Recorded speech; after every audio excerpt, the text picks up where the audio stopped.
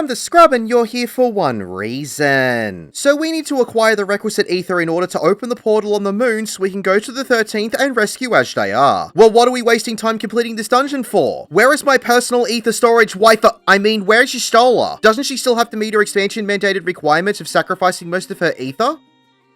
She's busy. Righto then, time to go to work. Time to learn about the Aetherfont. Simplified.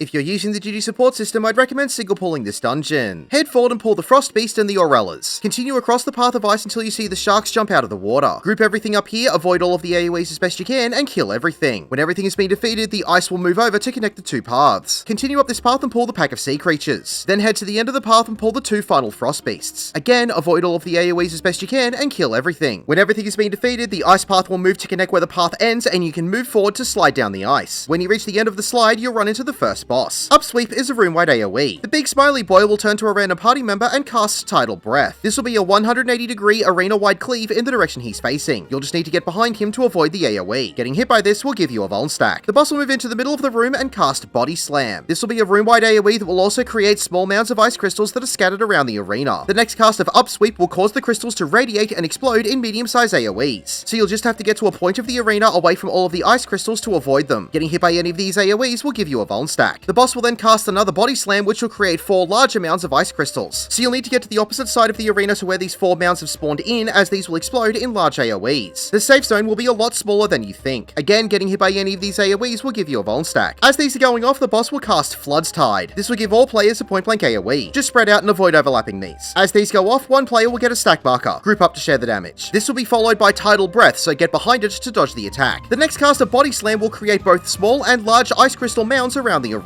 When the next Upsweep is cast, you'll need to see which ice crystals begin to radiate. You'll need to get into the safe zone of these crystals first, before quickly moving to the next safe area to avoid the other set of crystals as soon as the first set goes off. And finally, Sonic Bloop is a tank buster. Mechanics will overlap and repeat until the big smiley boy has been defeated. Stand on the glowing circle between the two poles as you exit the arena to be taken to the next area. Follow the next path around to the right and pick up the 6 penguins. Continue up the next small set of stairs and pull the 2 trolls and 2 yaks. Group everything up and nuke it all down while avoiding all the AoEs as best you can. After everything has been defeated, head to the end of the path and take the next transportation line to the next section. Pull the 3 rainbow golems and continue to the end of the path to pull the next pack. Group everything up, avoid all of the AoEs as best you can, and kill everything. When everything has been defeated, take the transportation line, and it's second boss time. Battle Cry is a room-wide AoE. Arcus will turn to a random point near the wall and cast Lightning Leap. This will put down a large AoE which you'll need to get away from. If you get hit by this, it will give you a Vuln stack. When the boss lands on this spot, it will shoot out electric lines around the arena. After a few seconds, these will expand slightly in narrow AoEs. So you'll need to move between these electric AoEs to avoid the attack. Getting hit by any of these narrow AoEs will give you a Vuln stack. When the narrow AoEs are about to go off, Lightning Leap will repeat with the boss jumping to the opposite side of the arena. Ripper Claw is a tank buster. Spinning Claw is a large point blank AoE at the boss's feet. After it goes off, it will create 4 electric lines that will be thicker than the previous mechanic. You'll need to get between these AoEs as they might be a bit thicker than you realize. Getting hit by these electric AoEs will give you a Vuln stack. The next cast of Battle Cry will create a blue AoE around the outside wall that will drastically reduce the size of the arena temporarily. If you touch this wall, it will give you a 15-second unassumable electrocution dot tick. The boss will then cast Lightning Rampage 4 times back to back. The boss will target 4 points of the arena, jump to each one, and create the narrow electric AoEs that will emanate from them. You'll need to do your best to avoid all of the narrow and circular AoEs as best you can. As this is ending, one party member will get a stack marker with the cast of Lightning Claw. Group up to share the damage. As this is about to go off, the blue wall around the arena will disappear. As the boss hits the stack marker, it will linger on this spot and create a large AoE where the person with the stack marker was. So you'll need to get away from this AoE or get hit by a Vuln stack if you are still standing in it. The cast of Electric Eruption will be a room-wide AoE followed by 3 random points around the arena that will get an electric AoE. You'll just need to get out of these to avoid them. From here, mechanics will repeat until it has been defeated. Walk over the glowing circle to be taken to the next area. Pick up the 6 polycrystals and head forward until the 2 extra enemies spawn in. Stop here, group everything up, and nuke it all down. When everything has been defeated, the barrier at the end of the bridge will dissipate. Head over the bridge and pull the 2 Daruvas and the Forlorn. Turn left and pull all of the enemies at the bottom of the slope. Avoid all of the AoEs as best you can and kill everything. The barrier will drop, you can walk over the bridge and slide down the ramp of ice to be launched to the final boss. Tidal Roar is a room-wide AoE. The Octomammoth will cast Octostroke. All of its tentacles will retract into the water. Then 8 tentacles will rise out of the water in front and behind 4 of the 5 circles around the boss. All of the tentacles will cast Clear Out and create a 120-degree conal AoE in front of where they are positioned. This will leave one circle almost completely safe. Just stand towards the middle of this circle and you'll be completely okay. Getting hit by any of these tentacles will give you an unassumable dropsy dot tick for 15 seconds. The tentacles will stay in the arena and cast Wallop, which will be a straight line AoE in front of them. Getting hit by any of these Wallop straight line AoEs will give you a Vuln stack. The Octomammoth will then cast Vivid Eyes. This is a donut AoE where the AoE's telegraph will be through the middle of each of the circles around the arena. You'll need to get close to the boss or against the back wall of the circle to dodge the attack. Getting hit by this will give you a Vuln stack. The cast of Saline Spit will put small water crystals above the middle of each circle. When the cast ends, all of these crystals will explode in a circular AoE that will cover each platform. The safe spots for this mechanic are the connections between each circle, as these won't be hit. Getting hit by any of the circular AoEs will give you a Vuln stack. The tentacles will retreat and the boss will turn to either the left or right and cast Tidal Breath. This, like the same cast from the first boss, is an arena-wide straight line AoE in the direction it's facing. You'll just need to move around so you're behind the halfway point of the boss to dodge this attack. Getting hit by this will give you a Vuln stack. After another room wide, the boss will tether to 3 of the larger crystals on the outside of the arena and cast Telekinesis. When the cast ends, the crystals will turn and aim themselves at 3 of the 5 circle sections in the arena. You'll need to see where they are aiming with a thin orange beam that will be coming from them. These will create a large AoE that will cover the circle and the connection between the circles from the point it's aiming at. You'll need to quickly move to a circle that won't be targeted by a crystal to avoid the attack. Getting hit by any of these will give you a Vuln stack. It will then turn to either the left or right and cast Breath Stroke. This will combine Octostroke with the conal AoEs from the tentacles and the straight line arena-wide cleave of Tidal Breath. So you'll have to quickly move to get behind the boss and then check which of the 2 circles that are in the safe zone don't have a tentacle at either their front or back. This will be the only safe spot for this mechanic. When you identify which spot is safe, you'll need to quickly move into it to dodge all of the AoEs. When the next Saline Spit goes off, everyone will get a point blank AoE as the next Vivid Eyes is cast. So you'll need to spread out and avoid overlapping these. From here, mechanics will repeat until the Octomammoth has been defeated. Congratulations, you have completed the Aetherfont.